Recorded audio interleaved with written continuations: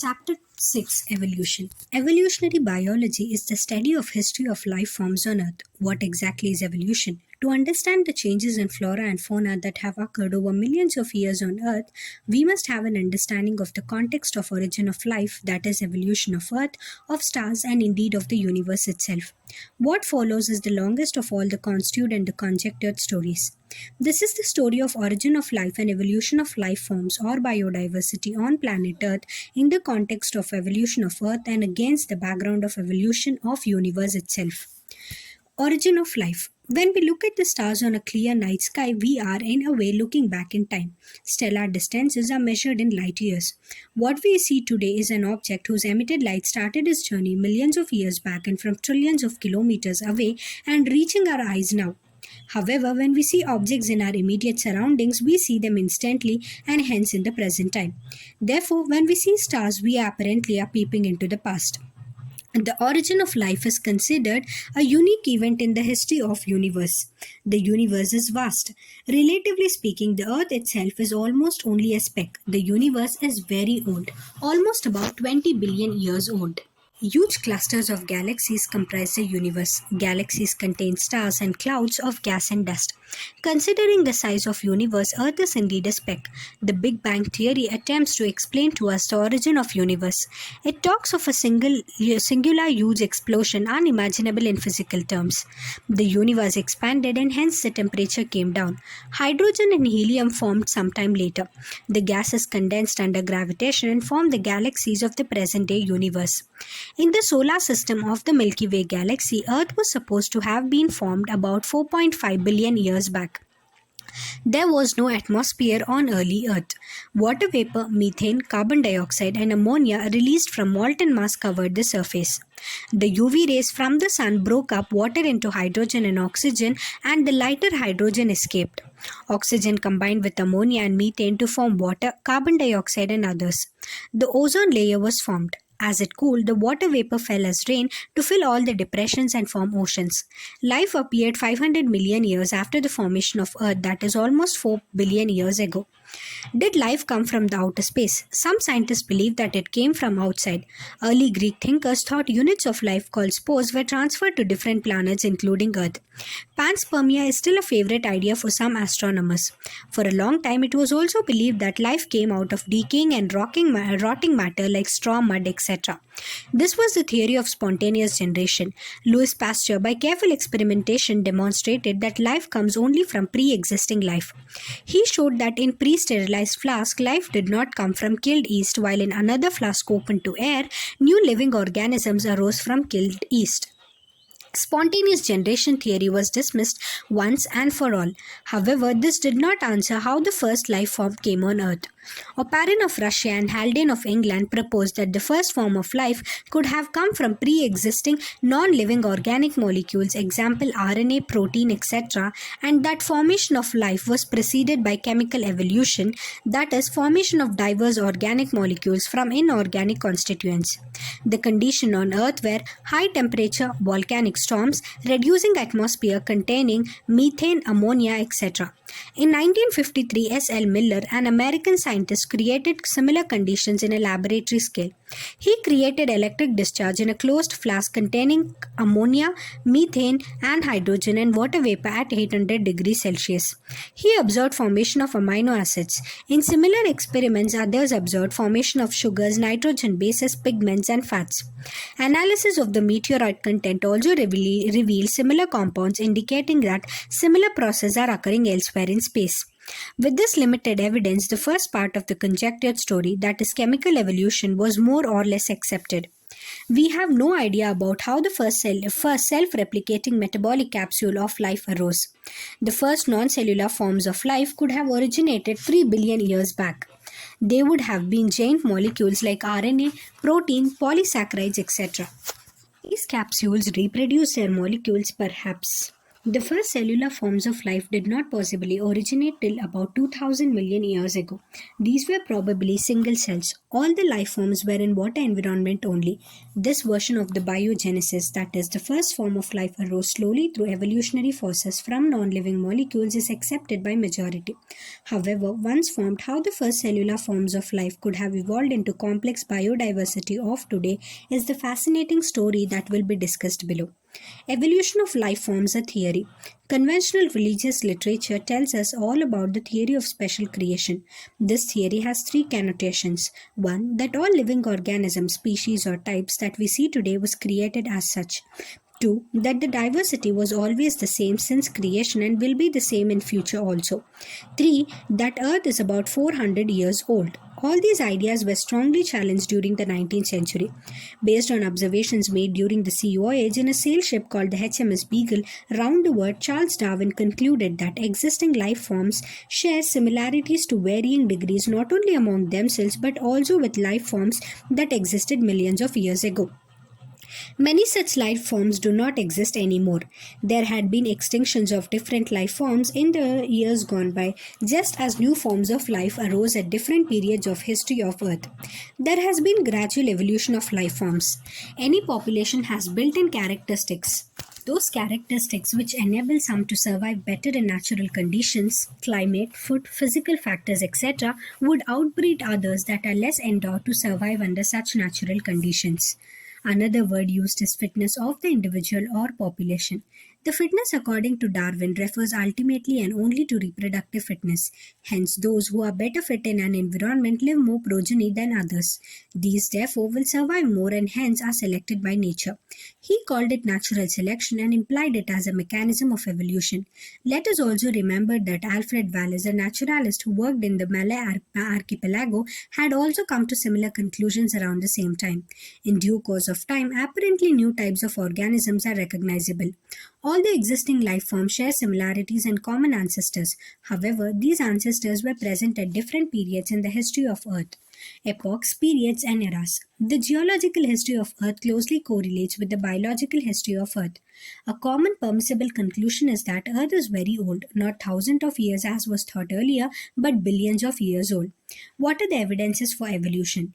Evidence that evolution of the life forms has indeed taken place on Earth has come from many quarters. Fossils are remains of hard parts of the life forms found in rocks. Rocks form sediments, and a cross-section of the Earth crust indicates the arrangement of the sediment one over the other during the long history of Earth. Different aged rock sediments contain fossils of different life forms who probably died during the formation of the particular sediment. Some of them appear similar to modern organisms. They represent extinct organisms, example dinosaurs. The study of fossils in different sedimentary layers indicate the geological period in which they existed. The study showed that life forms varied over time and certain life forms are restricted to certain geological time spans. Hence, new forms of lives have arisen at different times in the history of Earth. All this is called paleontological evidence. Do you remember how the ages of the fossils are calculated? Do you recollect the method of radioactive dating and the principles behind the procedure? Embryological support for evolution was also proposed by Ernst Haeckel based upon the observation of certain features during embryonic stage common to all vertebrates that are absent in adult. For example, the embryos of all vertebrates, including human, develop a row of vestigial gill slits just behind the head, but is a functional organ only in fish and not found in any other adult vertebrates. However, this proposal was disproved on careful study performed by Carl Ernst von Baer. He noted that embryos never pass through the adult stage of other animals. Comparative anatomy and morphology show similarities and differences among organisms of today and those that existed years ago. Such similarities can be interpreted to understand whether common ancestors were shared or not. For example, whales, bats, cheetahs, and humans, all mammals share similarities in the pattern of bones of forelimbs. Though these forelimbs perform different functions in these animals, they have similar anatomical structure. All of them have humerus, radius, ulna, carpals, metacarpals, and phalanges in their forelimbs. Hence, in these animals, the same structure developed along different directions due to adaptations to different needs. This is divergent evolution, and these structures are called homologous. Homology indicates common ancestry. Other examples are vertebrate hearts or brains. In plant also, the thorn and tendrils of the bougainvillea and cucurbita represent homology. Homology is based on divergent evolution, whereas analogy refers to a situation exactly opposite. Wings of the butterfly and of the birds look alike. They are not anatomically similar structures, though they perform similar functions. Hence, analogous structures are a result of convergent evolution. Different structures evolving for the same function and hence having similarity. Other examples of analogy are the eyes of the octopus and of mammals or the flippers of penguins and dolphins. One can say that it is the similar habitat that has resulted in selection of similar adaptive features in different groups of organisms but towards the same function. Sweet potato, which is a root modification, and potato, which is a stem modification, is another example for analogy.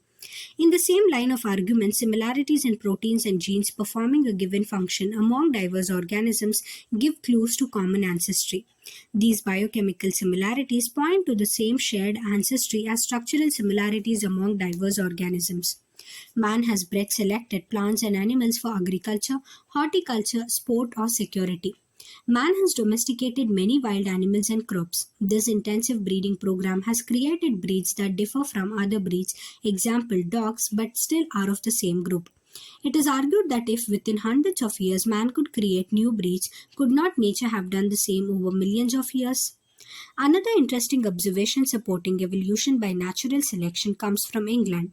In a collection of moths made in 1850s, that is before industrialization set in, it was observed that there were more white-winged moths on trees than dark-winged or melanized moths.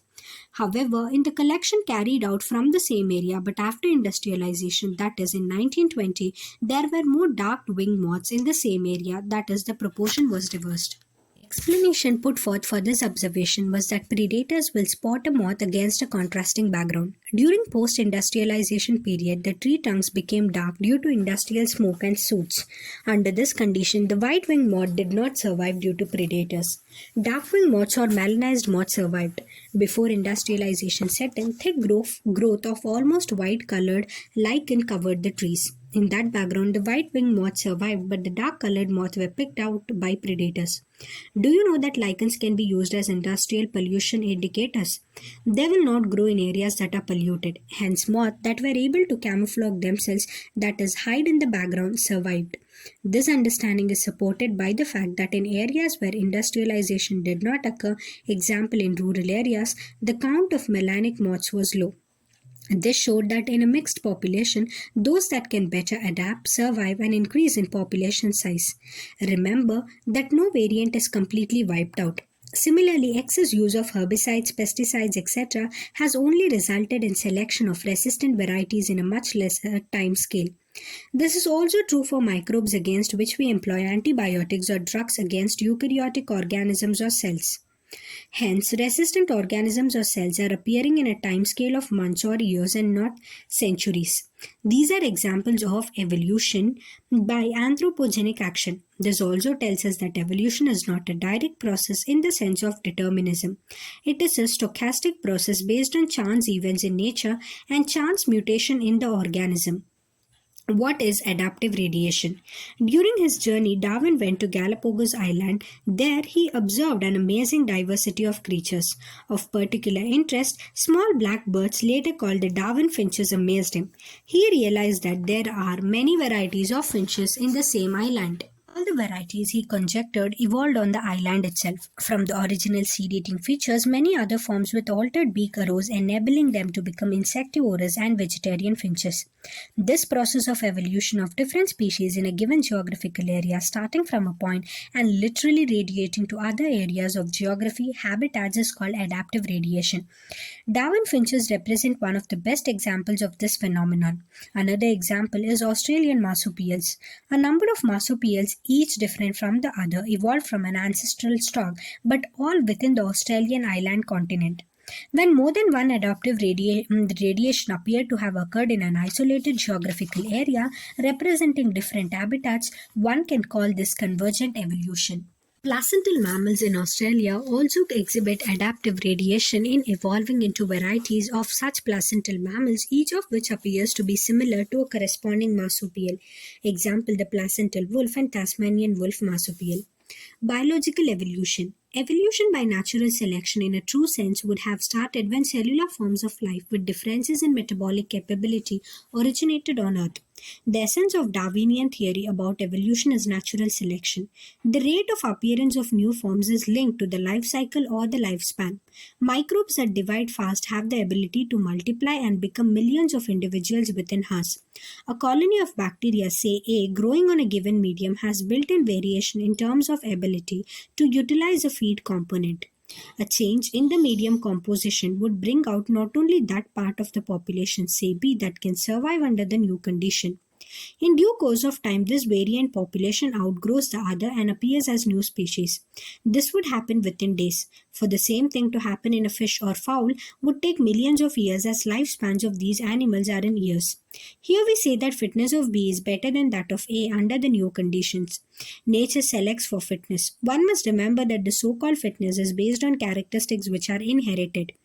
Hence, there must be genetic basis for getting selected and to evolve. Another way of saying the same is that some organisms are better adapted to survive in an otherwise hostile environment.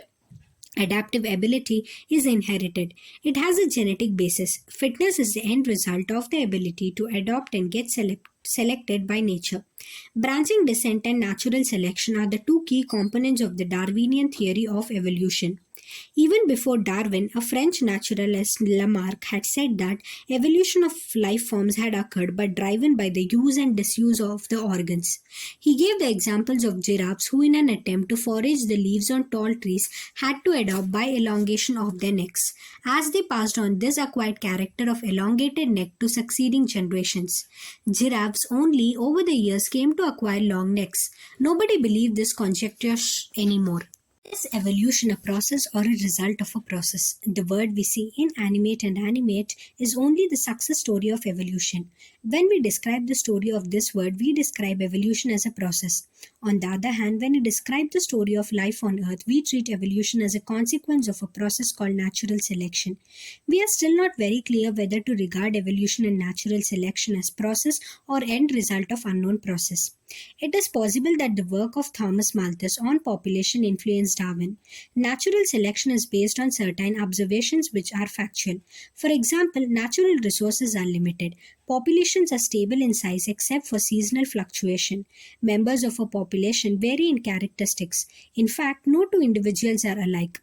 Even though they look superficially similar, most of variations are inherited, etc. The fact that theoretically population size will grow exponentially if everybody reproduced maximally. This fact can be seen in a growing bacterial population, and the fact that population sizes in reality are limited means that there had been competition for resources. Only some survived and grew at the cost of others that could not flourish. The novelty and brilliant insight of Darwin was this. He asserted that variations which are heritable and which make resource utilization better for few adapted to habitat better will enable only those to reproduce and live more progeny. Hence, for a period of time over many generations, survivors will live more progeny and there would be a change in population characteristic and hence new forms appear to arise. Mechanism of evolution. What is the origin of this variation and how does speciation occur? Even though Mendel had talked of inheritable factors influencing phenotype, Darwin either ignored these observations or kept silence. In the first decade of the 20th century, Hugo de Veres, based on his work on evening primrose, brought forth the idea of mutations, large differences arising suddenly in a population. He believed that it is mutation which causes evolution and not the binary variations, heritable, that Darwin talked about. Mutations are random and directionless, while Darwinian variations are small and directional. Evolution for Darwin was gradual, while de Vries believed mutation caused speciation and hence called as saltation. Single-step large mutation. Studies in population genetics later brought out some clarity. Hardy-Weinberg principle. In a given population, one can find out the frequency of occurrence of alleles of a gene or a locus. This frequency is supposed to remain fixed and even remain the same through generations. Hardy-Weinberg principle stated it using algebraic equations. This principle says that allele frequencies in a population are stable and is constant from generation to generation. The gene pool, total genes and their alleles in a population remains a constant. This is called genetic equilibrium. Sum total of all the allelic frequencies is 1. Individual frequencies, for example, can be named P, Q, etc. In a diploid, P and Q represent the frequency of allele capital A and allele small a. The frequency of capital A individuals in a population is simply P square. This is simply stated in another ways, that is, the probability that an allele A with a frequency of P appear on both the chromosomes of a diploid individual is simply the product of the probabilities, that is P square. Similarly, of small a and small a is Q square. Of capital A and small a is 2pq. Hence, p square plus 2pq plus q square is equal to 1. This is a binomial expression of p plus q whole square. When frequency is measured differs from our expected values, the difference, direction, indicates the extent of evolutionary change. A disturbance in genetic equilibrium or Hardy-Weinberg equilibrium, that is, change of frequency of alleles in a population, would then be interpreted as resulting in evolution. 5 factors are known to affect Hardy-Weinberg equilibrium. These are gene migrations or gene flow, genetic drift mutation, genetic recombination, and natural selection. When migration of a section of population to another place and population occurs, gene frequencies change in the original as well as in the new population. New genes or alleles are added to the new population and these are lost from the old population. There would be a gene flow if this gene migration happened multiple times. If the same change occurs by chance, it is called genetic drift. Sometimes the change in allele frequency is so different in the new sample of population that they become a different species. The original drifted population becomes founders and the effect is called founders effect. Microbial experiments show that pre-existing advantageous mutations, when selected, would result in observation of new phenotypes. Over few generations, this would result in speciation. Natural selection is a process in which heritable variations enabling better survival are enabled to reproduce and live better number of progeny. A critical analysis makes us believe that variation due to mutation or variation due to recombination during gametogenesis or due to gene flow or genetic drift results in changed frequency of genes and alleles in future generation. Coupled to enhance the reproductive success, natural selection makes it looks like different population. Natural selection can lead to stabilization, in which more individuals acquire mean character value, directional change, more individuals acquire value other than the mean character value, or disruption, in which more individuals acquire peripheral character value at both ends of the distribution curve. A brief account of evolution. About 2000 million years ago, Maya, the first cellular forms of life appeared on Earth. The mechanism of how non-cellular aggregates of the giant macromolecules could evolve into cells with membranous envelope is not known. Some of these cells had the ability to release oxygen. The reaction could have been similar to the light reaction in photosynthesis, where water is split with the help of solar energy captured and channelized by appropriate light harvesting pigments. Slowly, single-celled organisms became multicellular life forms. By the time of 500 Maya, invertebrates were formed and active. Jawless fish probably evolved around 350 Maya. Seaweeds and few plants existed probably around 320 Maya. We are told that the first organisms that invaded the land were the plants. They were widespread on lands when animals invaded land. Fish with stout and a strong fins could move on land and go back to water. This was about 350 Maya. In 1938, a fish caught in South Africa happened to be a coelacanth which we thought to be extinct. These animals, called the lobe fins, evolved into first amphibians that lived on both land and water. There are no specimens of this left with us. However, these were ancestors of the modern-day frogs and salamanders. The amphibians evolved into reptiles. They lay thick-shelled eggs which do not dry up in sun, unlike those of amphibians. Again, we only see their modern-day descendants, the turtles, tortoises, and crocodiles. In the next 200 million years or so, reptiles of different shapes and size dominated on Earth. Giant ferns, pteridophytes were present, but they all fell to form coal deposits slowly. Some of these land reptiles went back to water to evolve into fish-like reptiles, probably around 200 Maya. Example is the Ichthyosaurus. The land reptile were, of course, the dinosaurs. The biggest of them, that is the Tyrannosaurus rex, was about 20 feet in height and had huge, fearsome, dagger-like teeth. About 65 Maya, the dinosaurs suddenly disappeared from Earth. We do not know the true reason. Some say climatic changes killed them. Some say most of them evolved into birds. The truth may lie in between. Small sized reptiles of that era still exist today. The first mammals were like shrews. Their fossils are small sized. Mammals are viviparous and protected their unborn young inside the mother's body. Mammals were more intelligent in sensing and avoiding danger at least. When reptiles came down, mammals took over this earth.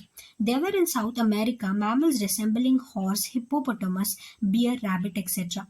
Due to continental drift, when South America joined North America, these animals were overridden by the North American fauna.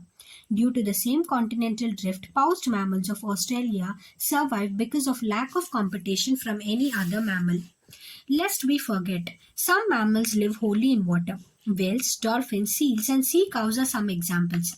Evolution of horse, elephant, dog, seals, and sea cows are some examples. Evolution. Now you will learn about these in higher classes. The most successful story is the evolution of man with language, skills, and self-consciousness. A rough sketch of the evolution of life forms, their times on a geological scale, are indicated in figures 6.9 and 6.10. Origin and evolution of man. About 15 Maya primates called the Dryopithecus and Ramapithecus were existing. They were hairy and walked like gorillas and chimpanzees. Ramapithecus was more man-like while Dryopithecus was more ape-like. Few fossils of man-like bones have been discovered in Ethiopia and Tanzania. These revealed hominid features leading to the belief that about 3 to 4 Maya man-like primates walked in eastern Africa. They were probably not taller than 4 feet but walked upright. 2 Maya Australopithecines probably lived in East African grasslands. Evidence show that they hunted with stone weapons but essentially ate fruit. Some of the bones among the bones discovered were different. This creature was called the first human-like being the hominid and was called Homo habilis. The brain capacities were between 650 to 800 cc. They probably did not eat meat. Fossils discovered in Java in 1891 revealed the next stage, that is the Homo erectus about 1.5 Mya. Homo erectus had a large brain around 900 cc. Homo erectus probably ate meat. The Neanderthal man with a brain size of 1400 cc lived in Near East and Central Asia between 1 lakh to 40,000 years back. They used hides to protect their body and buried their dead. Homo sapiens arose in Africa and moved across continents and developed into distinct races. During Ice Age between 75,000 to 10,000 years ago, modern Homo sapiens arose. Prehistoric cave art developed about 18,000 years ago. One such cave paintings by the prehistoric humans can be seen at Bhimbetka Rock Shelter in the Raisin district of Madhya Pradesh. Agriculture came around 10,000 years back and human settlement started. The rest of what happened is a part of the human history of growth and decline of civilizations. The origin of life on Earth can be understood only against the background of origin of universe, especially Earth. Most scientists believe chemical evolution, that is formation of biomolecules, preceded the appearance of the first cellular forms of life. The subsequent events as to what happened to the first forms of life is a conjectured story based on Darwinian ideas of organic evolution by natural selection. Diversity of the life forms on Earth has been changing over millions of years. It is generally believed that variations in a population result in variable fitness. Other phenomena like habitat fragmentation and genetic drift may accentuate these variations, leading to appearance of new species and hence evolution. Homology is accounted for by the idea of branching descent. Study of comparative anatomy, fossils, and comparative biochemistry provides evidence for evolution. Amongst the stories of evolution of individual species, the story of evolution of modern man is most interesting and appears to parallel evolution of human brain and language. Thank you.